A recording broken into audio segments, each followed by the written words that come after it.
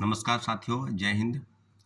अभी हम बात करेंगे कि क्या बिहार में जिस प्रकार से राजनीतिक दलों द्वारा या कहीं सरकार द्वारा जो छात्रों अभ्यर्थियों की आवाज़ को या उनके समस्याओं का समाधान न करके उल्टे ऐसे-ऐसे लोगों की गिरफ्तारी न करके उनको बड़े-बड़े पदों पर बैठाया जाता है। तो इन सब मामलों पर आपको अपडेट करा दें कि आने वाले समय में जो तीसरे फेज़ की बहाली है शिक्षक की टीआरई 3 उसकी लगातार जो डेट है अनाउंसमेंट बीपीएससी ने किया है कि हम 10 जून 11 जून यानी 10 जून के बाद जो है उसकी संभावना है कि हम परीक्षा का जो है वो कंडक्ट कराएंगे, परीक्षा को कंडक्ट कराएंगे।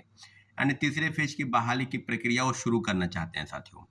आपको याद होगा इसके पहले कि जब तीसरे फेज की बहाली में जो जांच चल रही है और लगातार गिरफ्तारी हो रही है, आपको याद है इसके पहले 270 लोगों की गिरफ्तारी हुई।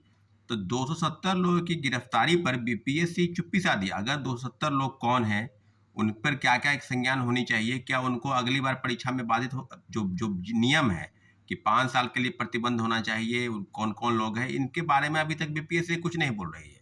और परीक्षा लेने की इतनी हड़बड़ी है जब जांच चल रही है और लगातार गिरफ्तारी चल रही है। पटना में आर्थिक अपराध इकाई की टीम ने लगभग 7, 8, 9 लोगों को गिरफ्तार किया है। उसके बाद उसके पहले 5 लोगों को गिरफ्तार किया है उज्जैन से।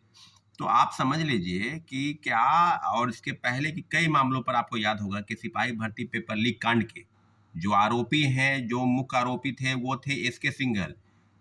केंद्रीय चयन पुलिस चयन परिषद के चेयरमैन जिनको पद से हटाया गया और ऐसे व्यक्ति 23,500 पदों पर जो आरोप लगे हैं कि 10,000 पदों पर उन्होंने पैसे लेकर लोगों को बहाल करने का ठेका लिया था और फिर उनको ऊर्जा विभाग में सिक्योरिटी एडवाइजर बनाया गया। तो आप समझ लीजिए ऐसे-ऐसे लोग अगर रहेंगे जिन पर जांच चल रही है, जिनको पद से हटाया गया और फिर आप किसी दूसरे विभाग में जाकर उनको पद पर बैठा रहे हैं, तो क्या आपको लगता है कि बिहार में पेपर लीक बंद हो जाएगा? आपको याद होगा 67वीं पेपर लीक कांड में रंजीत रजक जिसके खिलाफ मुख्यमंत्री जी की कार्रवाई होने वाली थी। जीतन राम मांझी जी के पास फाइल था, उसके बावजूद भी उन उसको निलंबित नहीं किया गया। कोर्ट से वो जो है एंटीसिपेटरी बेल लेकर फिर बाहर आ गया। आप समझ लीजिए कि इसके पहले कई मामलों पर अगर बात करेंगे कि बीपीएससी के पूर्व सचिव परीक्षा नियंत्रक अमरिंदर कुमार जिस पर काफी आरोप लगे थे, गंभीर आरोप, और 7-8 वर्षों से वो बीपीएससी के सचिव से लेकर और परीक्षा नियंत्रक के कई पदों पर रहे और उसको डीएम बनाया गया लखीसराय का। फिर उसको वहां से बुलाया गया और अभी बिहार कर्मचारी चयन आयोग का वो सदस्य है, परीक्षा नियंत्रक है।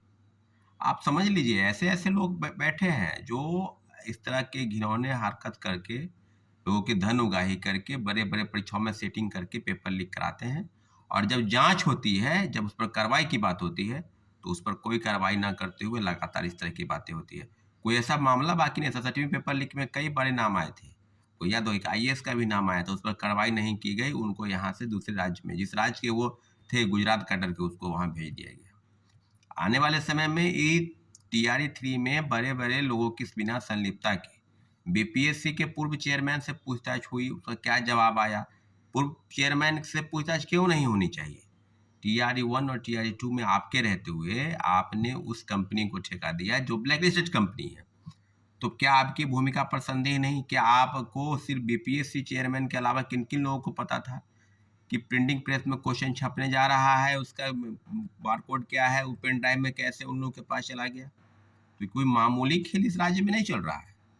लेकिन यहाँ महागठबंधन वही लोग जो पहले विपक्ष में थे, तो फिर खुल के बोलते थे डोमिसाइल बहुत बड़ा मुद्दा डोमिसाइल का है। वो बिहार के लोगों के लिए एक सपने जैसा था। अगर नौकरी मिली, तो फिर नौकरी पर बिहारियों का हक आपको देना था आरक्षण, तो आप दे देते 5% 10% आरक्षण बीपीएससी के तहत जो बहाली हो रही है। लेकिन ये जो हुआ, ये जो खेला हुआ, उस पर आपकी गंभीरता बिल्कुल नहीं थी। आने वाले वर्ष में डोमिसाइल तीसरे फेज की बहाली पर हम लोग की स्पष्ट मांग है और लगातार मांग कर रहे हैं कि तीसरे फेज की बहाली में डोमिसाइल नीति लागू होनी चाहिए। जिसको हटा दिया गया और हटाने का ये नतीजा है कि आप चले जाइए राज्य के तमाम स्कूलों में, चाहे 1 to 5 से लेकर 11-12 तक, प्राथमिक से लेकर उच्चतर माध्यमिक तक, सभी जगहों पर आप दूसरे राज्य, खासकर उत्तर प्रदेश की आपको महिलाएं, पुरुष ज़्यादा संख्या में मिल जाएंगे। इसी का बेनतीजा है कि बिहार में कई ऐसे लोग हैं जो फर्जी डोमिसाइल सर्टिफिकेट बनाकर भी बहाल हो गए। गलत प्रमाण पत्र के आधार पर लगातार कार्रवाई चल रही है। के पाठक कभी अररिया से 10-15 लोग पकड़े जाते हैं, कभी मुजफ्फरपुर से लोग पकड़े जाते हैं। यहाँ तक कि नियोजित शिक्षक जो सक्षमता परीक्षा देकर डॉक्यूमेंट का वेरिफिकेशन जिनका चल रहा था, वो लोग भी पकड़े जा रहे हैं। तो आप समझ लीजिए कि छठे चरण में जो माननीय उच्च न्यायालय ने स्पष्ट कहा था कि 70,000 लोगों को जो डॉक्यूमेंट का वेरिफिकेशन करना था, जिनका डॉक्यूमेंट, तो बिहार सरकार ने हलफनामा में कहा कि फ़ोल्डर गायब हो गया है। और आपको याद होगा कि सचिवालय में एक समय में शिक्षा विभाग में फाइलें जली थी, तो शिक्षा विभाग में फाइल जल गई।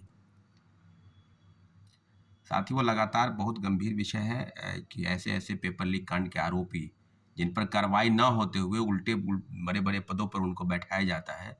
तो इस तरह की चीज़ों से बिहार सरकार और बिहार के परीक्षाओं में मुझे नहीं लगता है कि किसी प्रकार की बातें होंगी।